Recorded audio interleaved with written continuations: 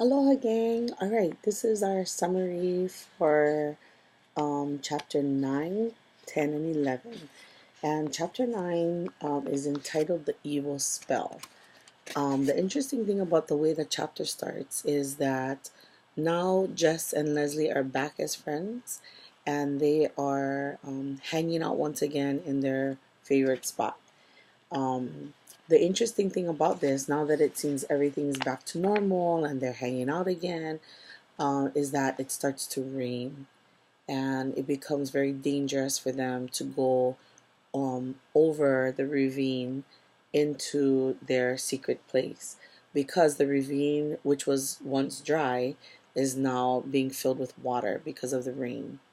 And so, even though things have restored itself with their friendship, at the very end of the chapter on page 93, um, Jess is actually having, I think, a forecast of what's to come in his life when he says, when the book says on page 93, it had seemed to Jess when he went to bed Wednesday night that he could relax, that everything was going to be all right. But he awoke in the middle of the night with the horrible realization that it was still raining.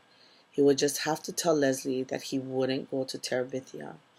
And, he was afraid of going because he was afraid of the river and, and the danger of it. But Leslie, who is this adventurous spirit, he knew wouldn't be afraid. And she demonstrated that previously.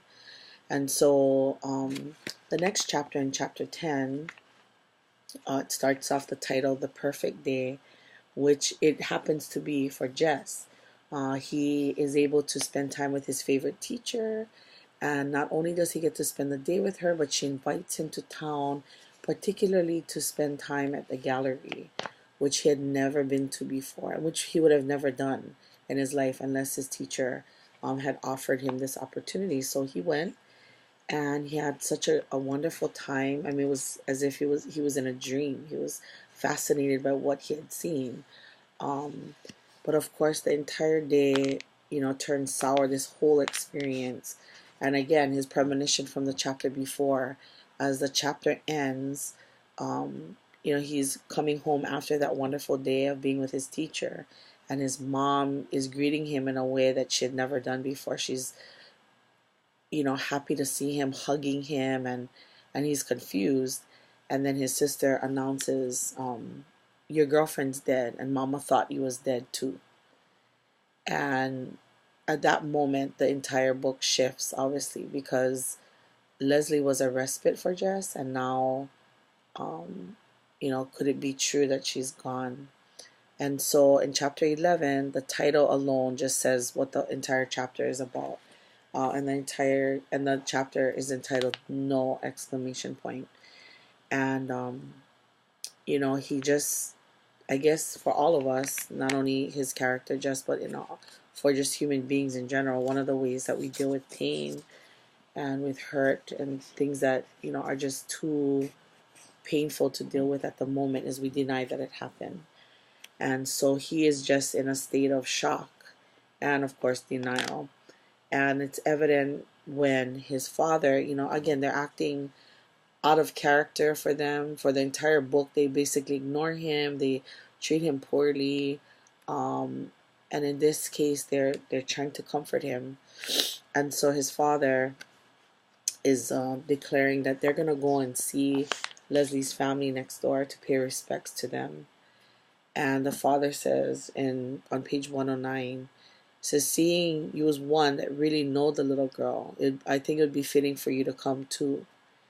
And it says, just tried to understand what his father was saying to him, but he felt stupid. What little girl? He mumbled it, knowing that it was the wrong thing to ask. And his sisters both gasped.